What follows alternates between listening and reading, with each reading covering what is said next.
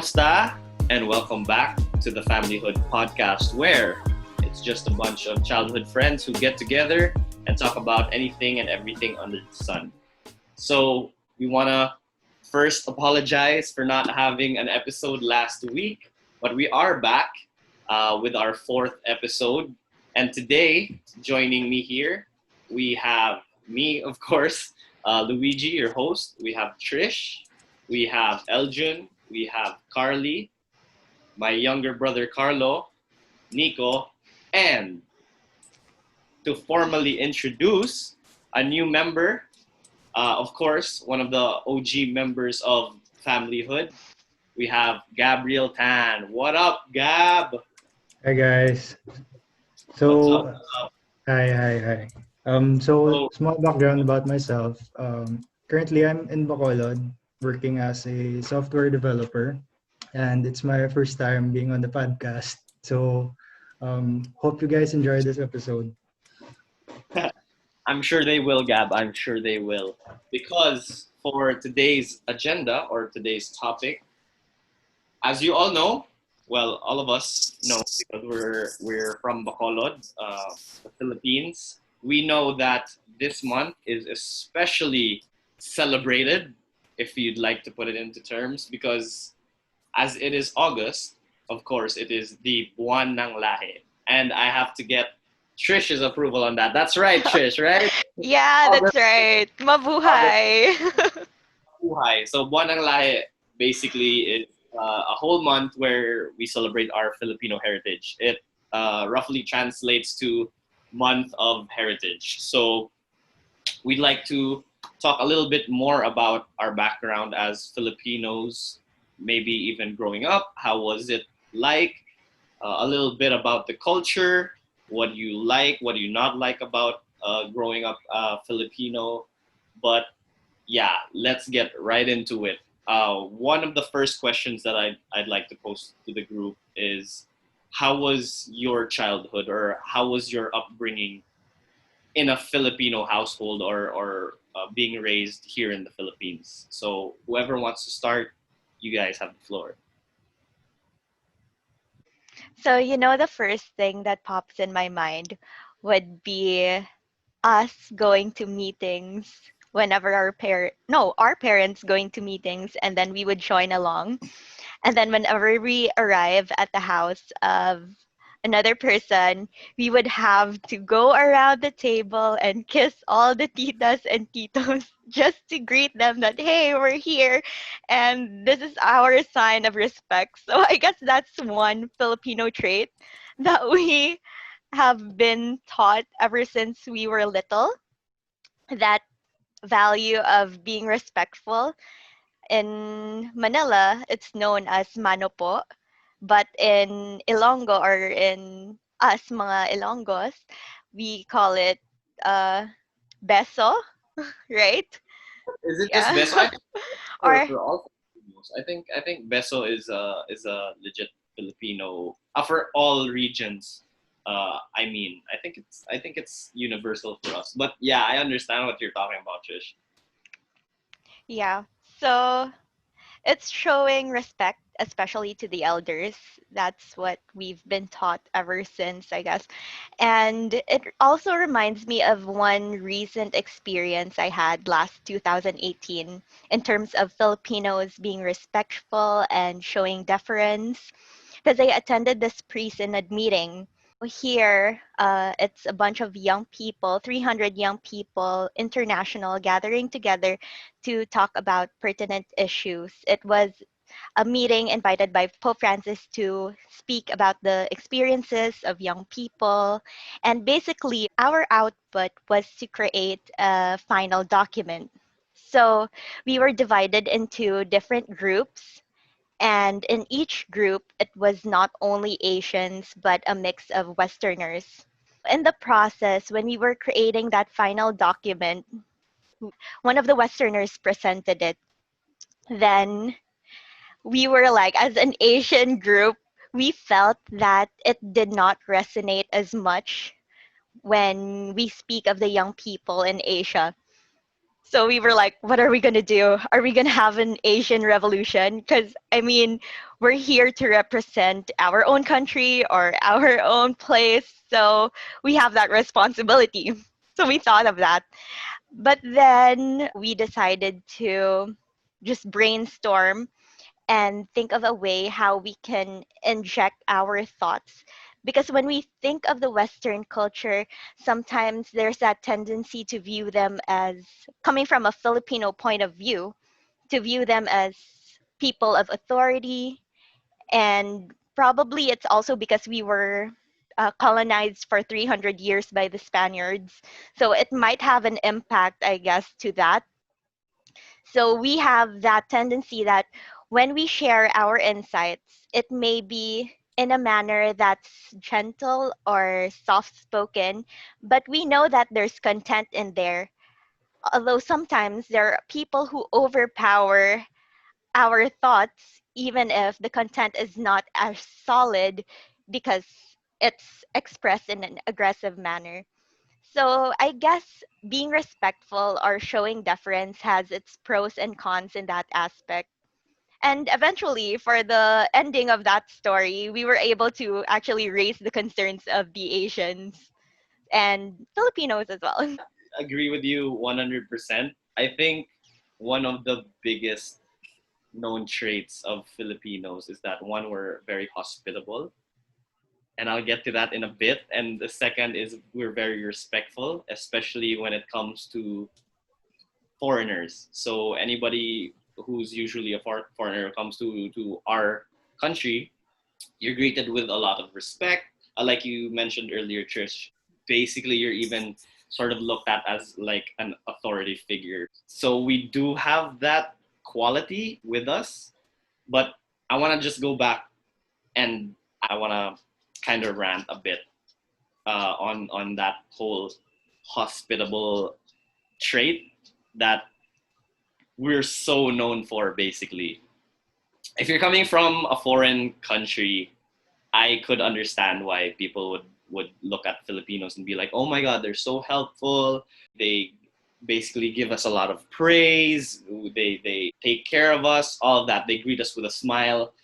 Everything. We basically bend our backs over for other races or other countries, other people. But when it comes to growing up, I guess in the Philippines, maybe you'd see it a whole lot different. Yes, we are a bunch of happy-go-lucky, carefree individuals, but when it comes to this hospitality, we don't tend to show it to our fellow Filipinos. And I don't know if you guys have had any experiences on that, but me personally, you could see it every day. So Filipinos don't like helping other Filipinos. And I think it also came out in our last episode when I talked about utang ng loob, which is basically indebtedness to someone. It always starts like that. We are not really willing to help unless there's something involved. I'm sure it's also like that for a lot of cultures as well. But to show or basically to broadcast to everyone else that, oh yeah, we're super hospitable. I don't buy it. I don't really buy it at all. We are very, very happy people, but if it boils down to just Pinoys with Pinoys, you wouldn't see anybody helping out anyone else, unless it's either because they're trying to hit on you or they know they can get something out of you. So just a quick rant. But growing up, basically, it was fun. Like you mentioned, Trish, we had meetings. Of course, I do realize that that's mostly more exclusive to people from CFM. We mentioned in the first episode, we are from a group called the Christian Family Movement, and we do have regular get-togethers or meetings in some of our parents' houses, and that's how we all got close to each other. So I think that is very exclusive. But yeah, still growing up like that, and like you said earlier about the beso Oh my- and all, it's sometimes it does get annoying when you always have to announce that you're arriving in a scene. You're like, hello po, hello, hello, hello, hello. So that's actually pretty funny, and I think a lot of us also could attest to that. But having that sort of respect instilled in me, I think it does pose well when you're growing up and when you're meeting new people. Especially, I think because we're Ilonggo, and it's always a known fact. Like especially here in Manila, if you're from an Ilonggo province, you're what they call malambing. Malambing, I can't put it into like the Soft correct. spoken. Affectionate. Affectionate. Okay, passionate, soft spoken. Yeah, Yeah. I think you could also inject that. But even the way we talk compared to people speaking Tagalog or Visaya, and from Cebu, from Mindanao, we kind of hum our words. That's why they think we're kind of like singing. Yeah, people So have to clarify if we're angry or not. Because they're because like, naakig, nagid ko bala sa imo. exactly, we don't sound good. We sound like we're happy and singing. So yeah, it's good to also have those traits and Yeah. be respectful. Learn how to respect elders, maybe respect other people as well. And I I want want to to mention what Trish said earlier about the beso or mano po. I think it gets awkward the older you get. Because I mean, growing up as a boy, and when you're kissing your tito, I think it feels awkward. Like, are you gonna kiss or are you gonna shake hands? Or Put her I think I've there. had that. I've had that problem before, and I talked about it with my dad, and he told me, "Well, you grew up with them. You're supposed to kiss them. They know you." And I'm like, "Okay, fine." It's just one thing that I just couldn't get off my mind. I Yeah, want to lalo na. stem from what Trish said about respect. It has pros and cons, and I want to talk more about a school setting because in the Philippines it's very formal, and we have an American instruction. I think we have with our school setting, our influences from the Americans. And I think when a teacher asks questions, personally speaking, I feel like most of us are intimidated to answer because we don't really speak out. And sometimes, if we say what's on our minds or if it contradicts to what the teacher says, it shows disrespect. So I feel like that is borderline a con about being too respectful, that we can't really say what's on our mind. I don't think it's border, Uh, Carly. I think it's really, for me, it's really a con, right? yeah, yeah. Well, I call it a con. yeah, you're right. It constricts our thoughts. We can't really say what we want to say. And when I moved here, I realized that I really struggled to speak up and to ask questions, which is really helpful when you're learning new things. And I feel like that's something I want to change. I want to speak out more. I want to ask when I want to ask and not feel humiliated when I'm asking. So, yeah, that's it for me. Yeah, that's very interesting, Carl. Because I remember when I got to travel outside. So let's say, for example, the States. When a waiter gets your order, he would usually talk to you, ask you how you are, and then being Filipino, you would be so shy to respond, or you wouldn't even really know how to strike a conversation with a waiter because here it's usually the waiter serves you and that's it. There's no conversation involved. And I think that's also nice to have an actual communication with them because sometimes I guess that comes in with what Luigi said about hospitality because there's that status involved that, oh, I'm not going to stoop down to your level because you're waiters, I'm not going to talk to you, and it's something that I really don't like. Yeah. I go off. Go off, bro. Yeah, go. I before anything else, I want to say I represent Philippines with all my heart. I will always remember my roots, no matter where I come from. Uh, with that out the way, let me just say, Luigi said we don't really support each other, and I agree with that. Let's be real here.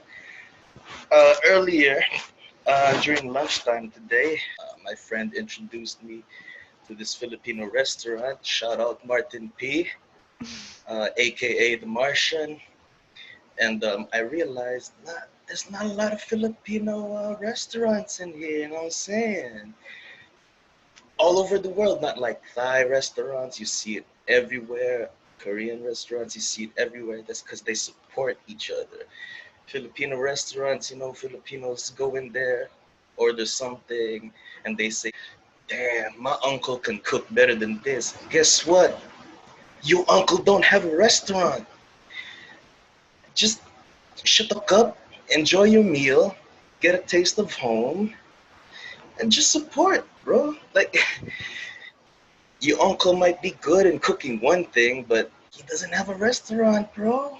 And I hate when Filipinos pride themselves on being Catholic. Like, oh, I'm Catholic and everything. I have no problem with religion. I respect religion. To each his own. But if you start acting like you're superior to everybody just because of your religion, that don't make you a good person. What's your goal? What is your goal here? To be Catholic or to be a good person? You may be Catholic, you may go to church every day, but then after you go to church, you go someplace and then gossip about, oh, this guy's not Catholic. He's a bad person. He's going to hell because he doesn't believe what I believe in. Shut up. I get you, man. Like, oh man, I feel like that's going to be another topic altogether.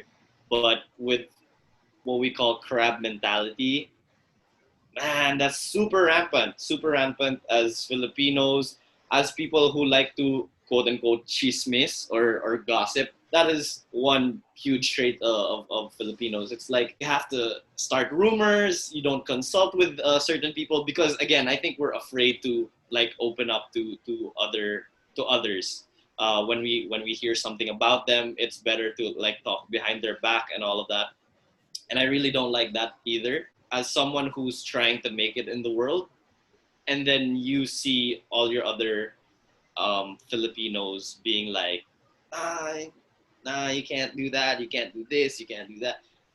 The lack of support, I think that also hurts us as people. And I think you gave one of the better examples, Nick, about like that restaurant and all of that, where there's always that complaint. There's always that complaint, and There's always that complaint. Like my aunt, my uncle can cook a better adobo than this. You know what I'm saying? Like, guess what? Your uncle is in the Philippines. He can cook adobo for you here. Or maybe like, just enjoy food. Just let's celebrate Filipino food, man. It's a taste. I appreciated that food that I had this lunch, man. It's been a while since I had like kawali garlic rice. damn. Even a thing as simple as achara, bro. That made me like it transported me into another dimension, and I appreciate that. Shit. That mean that's real good achara. Achara basically is a pickled papaya for those of you who don't know. It's And a hella good, Filipino slaw. It's a Filipino slaw. right? It's like our kimchi, but less Kimchi, It's spicy. yeah. a, it's a Filipino kimchi. That's right. Bomb as hell though. Oh, and I think that's something I think we're all grateful for is the Filipino food, man. That's gotta be one of the best things growing up. Like I've been to other countries, of course, and I mean there's some terrific food out there, but the way we make it can't beat that. Can't put a price on that. It's a taste of home, bro. It's a taste of home. It's like a warm hug. Anyway, so going back to what Luigi said about willingness to help, for me personally, I think you can't really generalize everybody as not willing to help because I believe a lot of people are really willing to help. I think it's mostly people you know who, who you'll have utang na loob to if you know if you understand what I'm saying. So I've met, of course, most of us have met other people who we really don't know, but are really willing to help. Like for example, let's say in a restaurant and then there's no table available, and then a family sees you, and then they say, you can take our spot, like something like that, small things. So also on the topic of hospitality, mm, for me, it's since we can't really notice the things that other people do to us, and we say that they're not really that hospitable, but in fact, it's something that they go out of their way to do for us. Yeah, I like I That's that. like true because that. Yeah. sometimes they Ikat lang. offer, like, Good point. you go to your friend's house, they offer you water, you want to sit down, you want to watch TV, Yeah. they offer you So food. It it's doesn't have to be just, not everyone, just not everyone. Maybe yeah. Maybe it's not everyone. Yeah. I'm sorry for generalizing, but um, yeah, judging from experience, I like that gap. Thanks for like bringing that up. Yeah, I think Gab, you're one of those people, brother. Um, I would say, remember, yeah, remember that time? Anyway, I was in a dark time in my life, and Gab would go off work, and I know he's tired as fuck, but he would still go to my house, make sure I'm okay, make sure everything is good. He would have like a beer with me, not just just a talk about. beer, not just a beer, a Uh, whole, maybe, Yeah. maybe, maybe maybe half a more. case. But that's how it is, though. That's why you help, man. Yeah, yeah, and I appreciate you for that. Hey, Chano. Yeah, I actually want to go back to what my brother said about the crab mentality thing.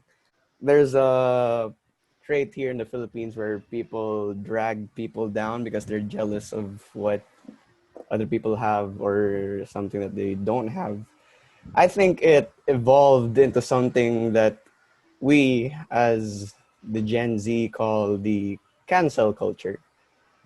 Uh, I've seen so much of this culture online because people keep dragging other people down. Like, what's with the hate? Like, I hate it when people drag celebrities down or just other people in general. I Yeah. just want to rant about that. I hate I, th- that culture I so think you're much. talking about Manny Pacquiao's son. A little bit, Feel dude. a bit I kind of hate it. about that, Publicity. LG. Actually, don't know about that. What's up with Manny Pacquiao's son? So people are talking about his son. He's starting out as a rapper, Oh and yeah, people are saying he's not that good. He's just privileged because his dad has money. He gets to produce his first song. So some people are hating on him for that, saying he's privileged. yeah. I mean, I heard the first song. What was it called? Pac Pacquiao. Pac-Man, dude. It, Pac-Man. it was so cool. Dope track, man. I gotta say, pretty dope track. Not bad. Not bad. I mean, I guess it's just easier for people to hate. But I think that's a whole different maybe subculture of the human race in general. Yeah. But yeah, I think a lot of hate comes from Filipinos as well because I we're think the only one. Another celebrity that is getting so much hate right now is, I don't know what to call him. If you want to call him Sander Ford or Marlu or whatever, um, like what Nikki said, cancel culture. I don't believe in cancel culture. I believe in council culture. You know what I'm saying? So I feel like Word, ins- Trey. instead of laughing at this guy, instead of laughing at him, I think that we should all, like we should help him. I'm not sure what his deal is, but all I'm saying is like instead of laughing at the guy, he clearly has some mental issues. Instead of laughing at him, I think we should help him. We should. Yeah, I think that also kind of like came out because a lot of people bullied him for his looks. I think everyone knows about that story, right? Like he got surgical. Plastic surgery. Plastic surgery, dude. Yeah, he got plastic surgery to redo his whole face, right? To redo his whole face, just because the whole freaking country, it feels like, was making fun of this dude who was already on TV, right? He was part of this like boy group, all of that, and then people started just hating, and it got to a point where he had to. The dude legit had to change his face, man. Like that's crazy. That's a lot of hate. I mean, I'm sure it happens in other cultures, but that's a lot of hate. That this dude legit, someone broke him to get him to do all of that. I mean, it's crazy. It's crazy. At a Hateful. very young age, at a very young age. Crazy. Yeah, that's what you guys were saying. Sometimes it's so easy to see the flaws of other people than acknowledge the pros that they have or the good things that they have. And like what Gab was saying earlier, when we try to help other people, others have that certain kind of expectations. So if it doesn't meet our expectations, then you disregard the help that they're doing or you don't even see it. I'm sorry, Yeah. Trish. I'm So I'm not saying no, I didn't mean it that way. But then in a wider point of view, but no, yeah, because but I yeah, get what there are aspects of what you said that I would agree that we Filipinos have to work on, and then there are also certain areas that are pros. Like aside from being respectful or helping other people, our resiliency with the COVID happening right now, and everything that's happening in the Philippines is dreadful. But you can still see Filipinos smiling and thinking of innovative ways on how to make money.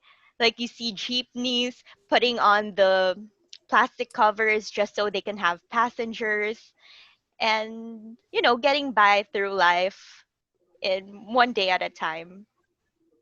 I guess you could say we are pretty strong. I mean that's a good trait to have.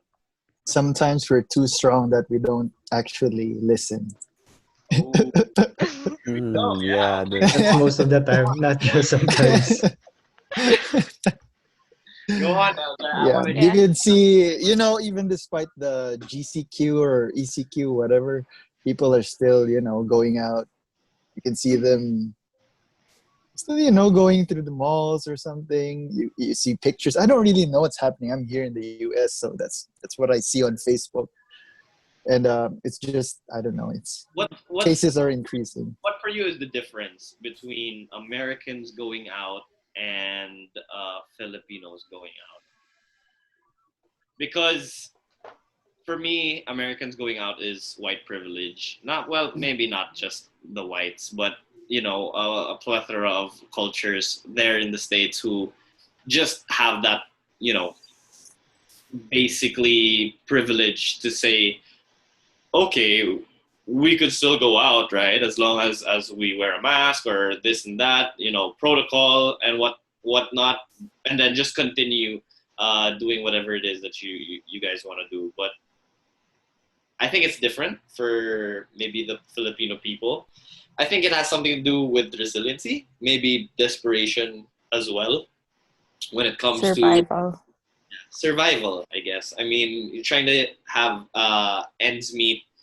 There are some things that you want to go through, and I think not everyone also has the privilege to have internet. Like what Trish said, a lot of Filipinos right now, they're doing online businesses, which is really good, really really nice to see.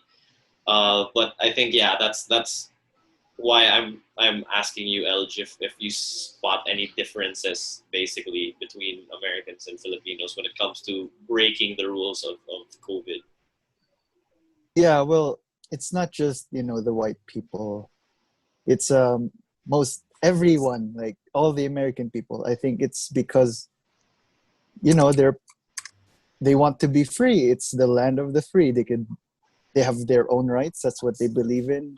And I think for us, people just want to survive. They gotta look for money. We're in a third world country compared to a first world, so I think that's the main thing right there. Yeah, but I don't discredit as well what you said earlier that there are some pretty bad people out there who just want to go out because they think they also have that freedom here in the Philippines. So, give or Yeah. it's still the same. Aside from resiliency, I also want to talk about another Filipino trait that I really love.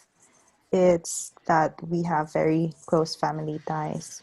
And I appreciated it more and more when I moved here because some families also migrated from the Philippines. And I see how close they are with their siblings and with their parents. And as for me personally, I also felt a stronger connection to my family, even though we're apart. I feel like they still have a big part of myself, even though I'm miles away from them. So I really appreciate that our culture is really close, and it doesn't just end with family or by blood, but also within the community and with others. So I believe that we still have that culture of close family ties. It's not always like bringing each other down or crab mentality. We really support each other, especially when we're in a different country and you know that this person is going through struggle, because generally it's hard. So we give that support to each other, and I really like that about Filipinos. I love I love how supportive we are. Like, for example, it was 2 years ago when I was new here. I worked at a, how do you call it? I sold donuts, and someone came up to me, and she was a mom. She had her kid, and she knew that I was Filipino, and she asked me when I moved here, and then I told her that I moved here a few months ago. And when she knew that I didn't have family, she wanted to help me out. She gave me her number just in case I needed help or I needed some, things or anything. She just freely gave out her number just in case I needed her help. And I really love that. I think yeah, because what you said about familial ties, I mean that boils it down to basically what we're doing here because none of us are here are blood relatives, or at least that's what people thought when we were in high school. Because Nico had this master plan to make sure that all of us were basically cousins. So from everyone who was in Lasal Bacolod, you know that me, I'm cousins with Carly. Carly is cousins with Nico. I'm And this also is so cousins with funny. Nico. Everyone, everyone. This It's is like so funny. yeah, the A in their name is for Abaya. That was so fun. That was crazy funny. I mean, yeah, but And then you when, can get when they there. ask how Nico and I are related, I'm going to be like, oh, the A means a Basilia. And they're like, didn't it mean Abaya? Yeah, exactly. But you can see the closeness of people who grew up together. I'm sure there's also other cultures that do the same, but I think it's different the way we do it, the way our cultures do it. Because for me, I guess the support for each and every one of you guys is through the roof. It's not a question of whether we're together or not. It's not a question of how long we've been close or whatnot. As long as we have those ties, I think that's where the kindness shows.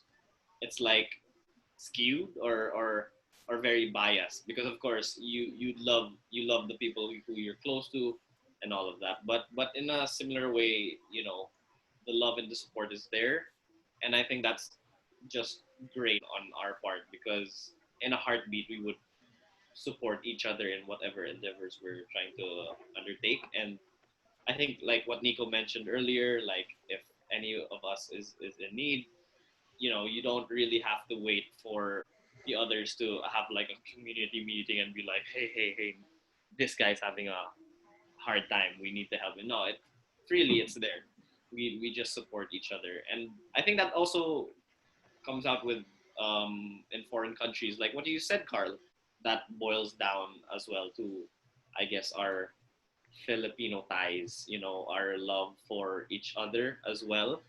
And also, speaking of close family ties, especially now in this pandemic, having your family here at home is a big part of, for most of us, coping through this problem. Having them around you is a really big blessing. Only for you, I mean, Gab, not for for. us, No. for those of us. Oh, Gab, you hit the Yeah, soft that's spot. Yeah, Gab. Thanks, Gab. Thanks But for reminding me. we're here for each other. That's why we're doing We have this it's a support podcast. group. that's why we're here in this podcast. Yeah. Because for Eljun, Carly, and Nico, oh no, Nico, you're living with family, man. At least you got your brothers there and all of that. So mostly for Eljun and Carly, to think that you guys went your separate ways to different countries as well. But that's why we're here. That's why we're doing this. Our weekly powwows, because there's that support from each other, and I think that's never going to fade. But also for those of us who don't have our families right beside us right now, I think technology is really a big part of bridging the gap between our families, because it's really readily available to everyone and it's really convenient. It's an easy way to get in touch. It is such a blessing to have a lot of people surrounding you who are always there to help and support you at any given time. And I think Gab reflected that really well. Aside from the family, because a lot of our families, I assume, really love the phrase like blood is thicker than water, and all of that, which is basically true for the Filipino people. It's really a family first kind of culture. Yeah, and I've noticed that with people who have relatives abroad, they would be like my aunt. Like when I was in college, she would pay for my tuition. Shout out to her. She basically paid for my exams so I could, do them. And then she really brought me here to the Philippines. I mean, to here in the USA. So she really Bias helped is me real. so much. With Filipino traditions, I have a nephew and a niece, and they're gonna be growing up here in Australia, and I hope that they have a little bit of Filipino traditions still in them. I don't want them to grow up as like forgetting the roots. Like, you know what I'm saying? Like, I still want them to respect their elders, but at the same time, I want them to disagree with their elders if they have their ideas of their own. You know what I mean? But the only Filipino tradition that I wanna put in my nephew and my niece is like family, because that's the only thing that's important, like family and everything. So yeah. Have you guys seen or experienced any of that abroad, like with other basically races? How do they look at family? How do they treat their family? What goes on? Because, for example, for me, I was in the States for a brief 2 months, and I already saw a bunch of red flags when it came to how families treat their children, how children treat their parents. It's crazy. It's crazy, and I think a lot of jokes have been made about this as well. So just to give you a backstory, I was in New Haven for like 2 months, and it was a really nice neighborhood with a lot of white families. Basically, I met this kid one day at the park. He sort of became a friend of ours in that village, and then one day he decided to invite us over to their house, right? So he comes home, he tells his parents, "Mom, Dad, I have a few friends here today who I met at the park. Is it okay if they came over?" All of that. And then the mom goes, "Oh, I forgot the kid's name. Let's call him Charles." He was like, "Oh, Charles, you haven't cleaned up your room yet." And he goes, "Mom, I have friends over. Okay, let us do our thing first." And I was like, "Damn, you can talk to your mom like that, bro?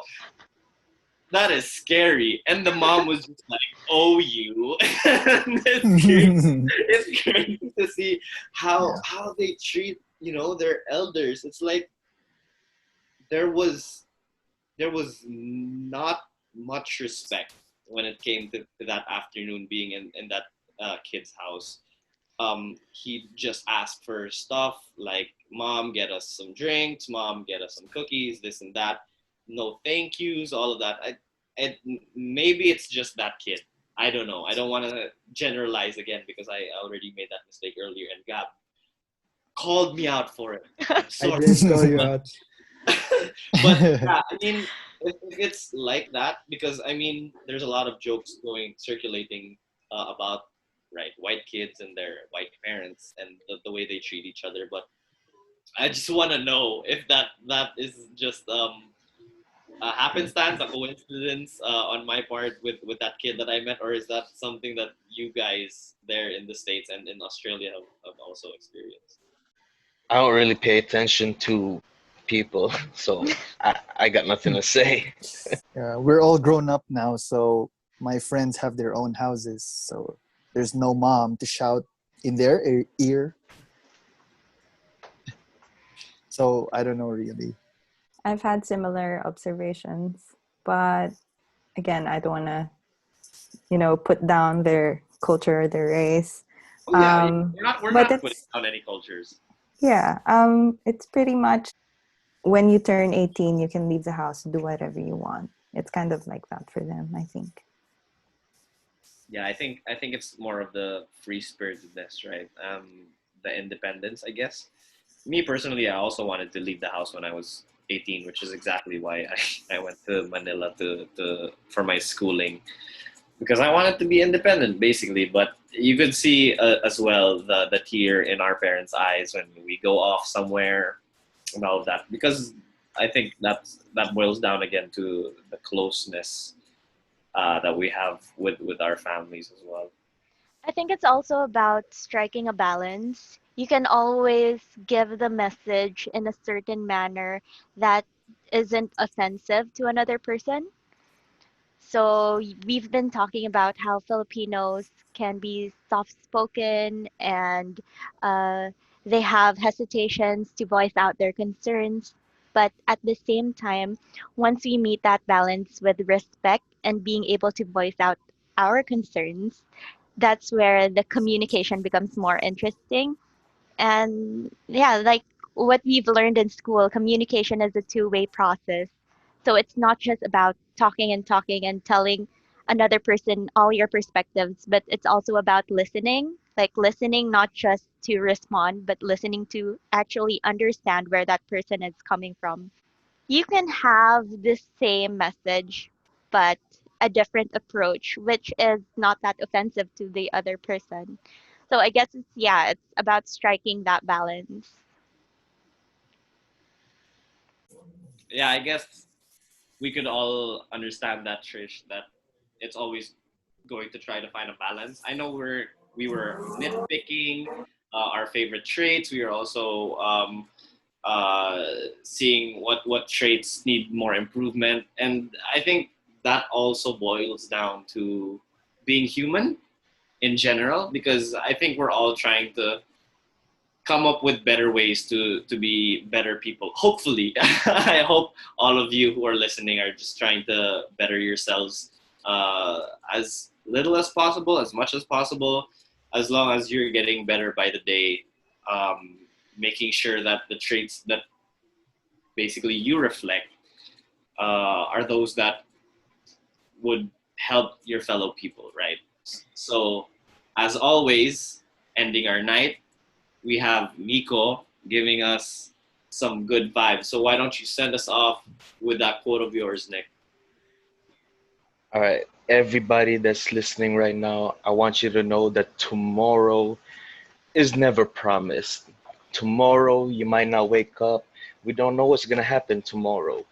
So if you love somebody or you care about somebody, just celebrate them. Don't wait until they're gone or you're gone and you didn't have time to, just say what you want to say to them.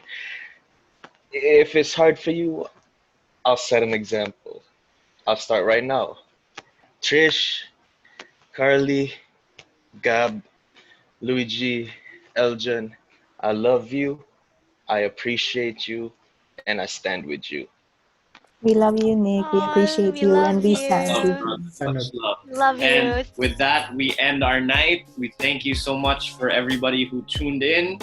We're sorry again if we weren't able to create a podcast last week, but here we are back at the grind. Thank you so much for listening.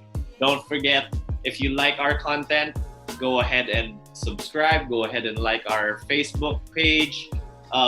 Share us with the world, Thank you and much love.